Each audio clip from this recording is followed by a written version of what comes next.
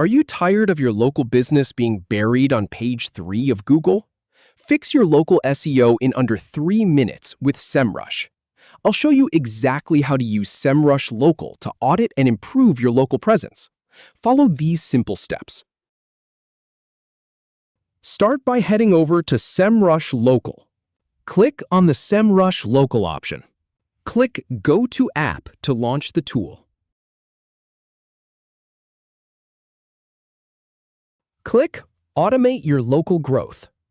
Click the highlighted area. Click View Free Scan for an overview.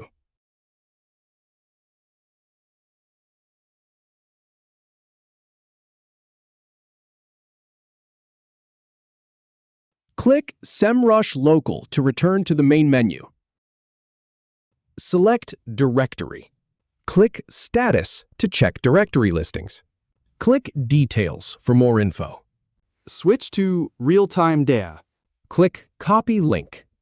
Click Find Another Business. Click the highlighted area. Click the highlighted area again. If you have any feedback or if any info is inaccurate, please leave a comment below. We'll do our best to answer or redo the video if needed. Thanks for watching.